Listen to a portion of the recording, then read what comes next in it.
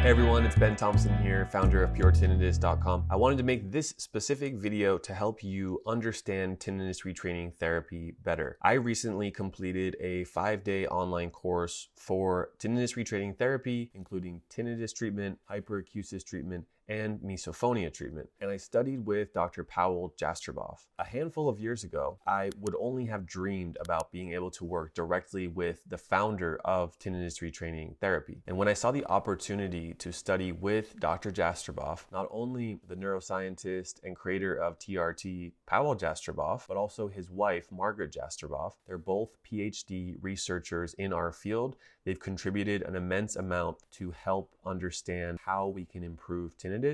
And when I had the opportunity to work with them, I knew I had to say yes. This video is to explain 7 pro tips that I learned from the tinnitus retraining therapy course that I wanted to share with you to make these next few weeks or months living with tinnitus easier. Even if I can help you a little bit, a baby step of improvement, that will be worth my time making this video. So let's start with number 7. Number 7 is that Dr. Jastreboff's main advice, the overall umbrella of how tinnitus retraining therapy works to help someone with tinnitus, focuses on teaching, counseling, and constant sound therapy. The teaching aspect involves a proper understanding of the relationship between the ear, the cochlea, the hearing organ, the auditory nerve, the subconscious auditory processing of the brain, and how that system can create bothersome tinnitus. It is not only an auditory phenomenon. Tinnitus is impacted by other areas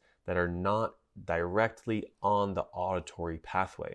That's key to understand, and to get into the specifics and connect the dots about how it relates to your history oftentimes is enough to make a big difference in the tinnitus treatment, the tinnitus habituation process, how we actually get better and reduce the perception of the ringing sound. Counseling is that ongoing process between you, an individual, a patient, trying to overcome loud, bothersome tinnitus that's affecting your concentration at work, or trying to fall asleep at night, or affecting overall your anxiety and stress levels. Counseling means the ongoing relationship between myself, an audiologist trained in TRT, and you, who are trying to figure out how to live with this condition every hour of every day and trying to go to sleep in the night. That's an ongoing relationship, and 6 months is typically a good time frame to use the protocols in place, get the progress where we want it to be, keep the momentum going. And that 6 months period of working with therapists trained in TRT is usually enough to make sure the counseling is ongoing and it has a compounding effect over time. When I mentioned the sound therapy part of this tip, tip number 7,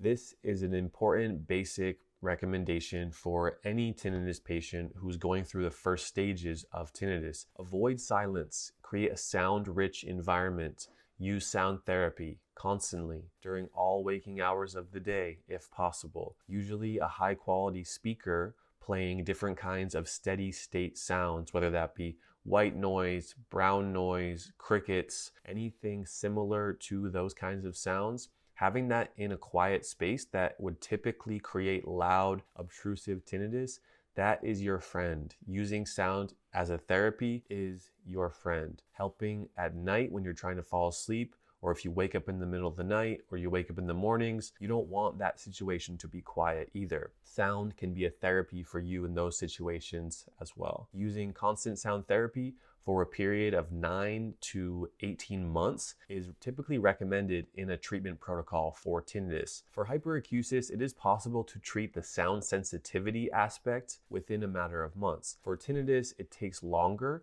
It can take a matter of months, or it can extend up to about a year. It's individualized based on your history and how long you've had tinnitus, what are the causes, your stress, anxiety levels, etc. The next pro tip number 6, is that tinnitus is not in your mind. Tinnitus itself is not a psychological condition or a psychiatric disorder. You do not have a diagnosable psychiatric disorder for having loud tinnitus. There's nothing wrong with you for having loud tinnitus. It does not mean you're crazy because your tinnitus is loud and it's sustained loud over a period of months or even years. There's nothing wrong with the psychological parts of your brain. What's important to realize here is that tinnitus is affected by the psychological centers of the brain, the emotional networks of the brain that control and regulate emotions, fear, the fight or flight response, safety and anxiety and stress. Those psychological aspects can make tinnitus worse, and often those centers of the brain can lead to a sustained activation of tinnitus in your brain. But there's nothing psychologically wrong with you necessarily. There's no psychiatric diagnosable disorder because you have chronic bothersome tinnitus. And this can help calm some of the catastrophic thinking that can sometimes come when you feel like the sound in your head is stuck in your head. There must be something wrong with your brain. Not so. There's not so much wrong with your brain as much as your brain over time needs to be recalibrated and calmed down, calming and easing the sustained activation of the limbic system, the emotional center of the brain, and the central nervous system of the physical body. Now, pro tip number 5. And let me tell you that this one was hard for me to believe when someone told me, but when I looked at the research, I couldn't argue with the scientific data that showed that tinnitus distress, tinnitus bother, does not correlate at a population level with tinnitus loudness. So what this means is that if you have a loud tinnitus, it does not mean that you're very bothered by tinnitus. Now, if you're watching this video, you probably are bothered by tinnitus, but it doesn't mean that your tinnitus is so loud. There are many people who have a severe amount of hearing loss and who report loud tinnitus, but if you ask them, does it affect your sleep, concentration, or stress? They say, no, I basically tune it out most of the time. I barely notice it. So that shows it's not loudness of tinnitus that is the only factor at play. And this makes you scratch your head a bit because you think, well, it must be related to loudness. It's the ear, it's the auditory system. Dr. Ben, how can you tell me that my loud tinnitus is not guaranteed to have this enhanced, sustained reaction between my brain and my body? And I'm here to be the middleman between the scientific research, the researchers who have studied this at a population level for 30 plus years, and you who's looking for the right kind of scientific information that loudness of tinnitus does not correlate with how much it bothers someone. So this can be eye-opening because we realize it's not only an auditory phenomenon, and there's other influences between your brain and your body that we can understand. And if we understand the system, then we know where the healthy inputs are, and we know what part of the system we can positively influence. The term neuroplasticity, or brain changes, it means that you went from point A to point B in your state, whether that's your mind, your body, your nervous system, whatever it may be. You went from point A to point B. So a negative change would be you were healthy, point A, and then point B, things are not healthy, not feeling quite right. So most people, that means everything was fine in my life, and then somehow a period of time passed, or suddenly, and then point B, loud, obtrusive tinnitus, and that creates a cascade of negative effects on your life and quality of life. So that's a negative trend. Now we can take neuroplasticity and flip it into a positive trend as well. We're starting at point A now, which is at a negative state, bothersome tinnitus, loud, obtrusive, negatively affecting you. And we're going to enact certain methods, certain protocols. So over a period of time, your brain and body can change and improve itself so that point B, the new point B, is a healthy, calm state where you're not bothered by your tinnitus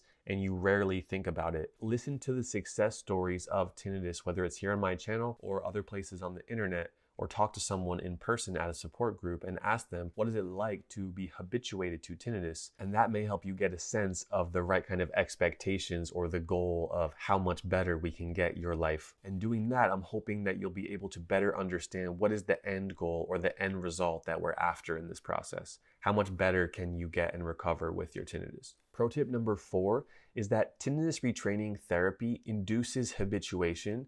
That means it's using your brain's natural abilities between your brain and your body to heal itself over time. This means that with the right kind of resources, direction, support, education, counseling, and sound therapy, that your brain and body can naturally take care of the problem. People get better from tinnitus without a surgery, without a pharmaceutical pill to cure the problem. And it gets better to the point where they realize, hey, my life is good now. I don't need to try to silence tinnitus because I don't mind if I hear it every now and then. That means your brain and your body over time can recalibrate the system and calm down the loudness of tinnitus. I have seen it personally, and I wanted to make sure I make it clear that it's possible out there. I work with some patients who are religious who connect with this on a religious and spiritual level, on the sense that their body, the body they were born with, the spirit they have within them, and their body and their brain can naturally get better over time.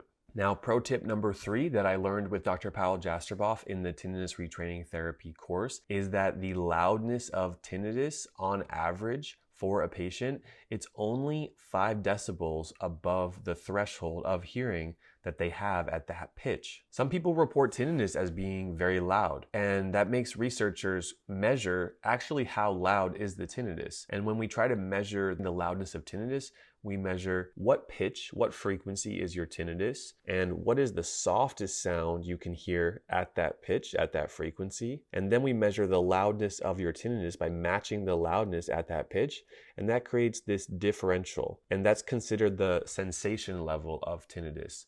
Now, for most people, that sensation level is on average around 5 decibels, and that's not loud at all. If you play a 5 decibel difference of sound between 1 decibel sound level, one loudness level, and the next, you wouldn't think it's too dramatically different. And when we get to the very soft levels, 5 decibel sensation level means that you wouldn't need much noise to influence or interact with the tinnitus. And this is useful to educate someone that your tinnitus may be perceived as being loud, but when we use sound around you, when we consistently use sound therapy, that sound therapy doesn't need to be so loud. That sound therapy will be a background sensation, just like your tinnitus. That sound therapy will be a background sound, and it won't interfere with your speech. It won't make it harder to hear people. And overall, tinnitus does not negatively affect your ability to hear people. That's because the sound of the tinnitus is at a very small sensation level that for most people, any kind of conversational sound or important sound is going to be much louder than the sensation level of their tinnitus. So it might seem very loud and it might be perceived as being very loud, but for most people, when it's tested in an audiology booth, the sound level, it's not extremely loud. In fact, it's relatively quiet. But if there's no other sounds around you, then the tinnitus can be perceived as quite loud. You guys still with me? Thank you again for being here and watching this video, as well as being here in this community. We have 2 more pro tips left. Pro tip number 2 is that sound therapy may actually be better when it is simple, has few adjustments, and it can become a background sound. Not something that changes, not ocean waves going not all kind of beep, boop, beep, boop, boop, boop. Not these crazy, dramatic, changing sounds that bring your attention to the sound.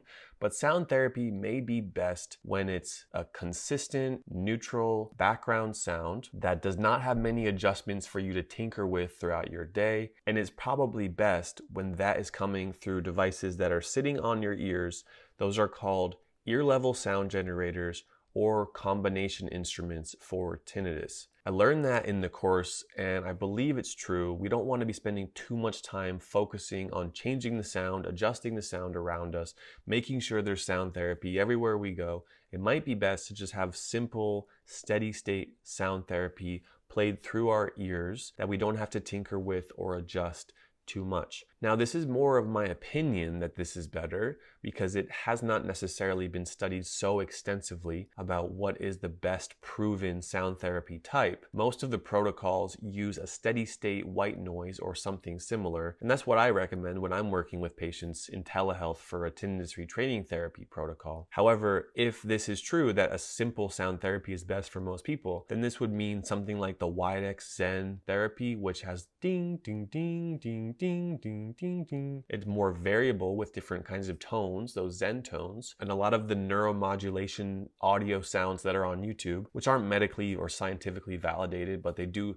have different kinds of beeps and boops. And apps like T-, for example, that would mean that those types of sound therapy aren't simple. because those kinds of sound therapy do have variability to them. And that might be right for you. I'm not here to say that's wrong for every person, but overall at a population level, I believe that steady state sound therapy is the fundamental here. Those other kinds of sound therapies that have different qualities to the sound, that can be considered as well. Now, last but not least, pro tip number 1 from my Tinnitus Retraining Therapy course with Dr. Jastreboff is, drumroll please, that almost 100% of tinnitus patients who get a pure tone audiogram hearing test within the normal range, almost 100% of those patients have some degree of cochlear damage or dysfunction in the outer hair cells. Part of the cochlea, the hearing organ, has little cells which have what's called STEREOCILIA, and those little cells are called the